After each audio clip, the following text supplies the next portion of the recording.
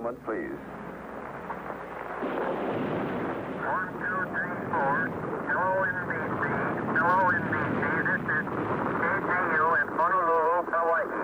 We have witnessed this morning a severe bombing of Pearl Harbor by enemy planes, undoubtedly Japanese. Yesterday, December 7th, 1941, a date which will live in infamy. When President Franklin Roosevelt addressed the nation, there was no television. His words came over the radio. During World War II, the government went on to employ a little-known group of Japanese Americans to make radio broadcasts to Japan, and those broadcasts played a strategic role in the Allied war effort.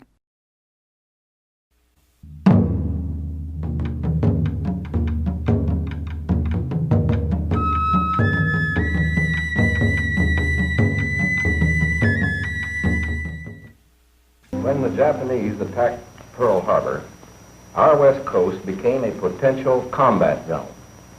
Living in that zone were more than 100,000 persons of Japanese ancestry, 2/3 of them American citizens, 1/3 alien. The government allowed a grace period, during which time Japanese Americans could voluntarily relocate away from military-sensitive areas. Such areas were often on the coasts and were classified as Zone A. Sam Masami Ono and his family were Japanese Americans living in San Francisco. At this time, his 2 children were Stanley, born in 1939, and Gary, born in 1940. Sam Ono was a salesman of Japanese products in a San Francisco import-export company. It was in Zone A, so needless to say, his job ended abruptly. His own and extended family moved inland. Mrs. Sam Ono remembered the family moved to her father's farm in Cortez, California, which was in Zone B. The family believed this would keep them from being uprooted from California. Our government was faced with the necessity of building up its own information bureaucracy. It eventually became the Office of War Information. The OWI would be in charge of all propaganda against Japan, against Germany, against the enemy nations. There were also propaganda plans for the neutrals. There was a call for people who might want to test the CBS monitoring program, which was located behind the Palace Hotel. And they asked us how much Japanese we knew, and I said, really, it's what I've learned through my grandmother and my mother and UC Berkeley, where I learned the translation.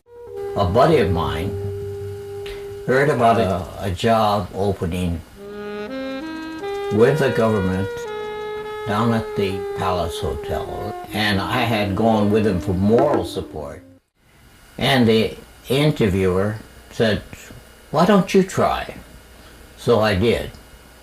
And I put on the earphones, monitored some Japanese broadcasts from Japan, and piped what I heard in English as I sat listening. I got the job. I did the translation exam. So accidentally I got into civil service. That's how I got into coordinator of information at the time they call it. Later it turned out to be Officer of War Information.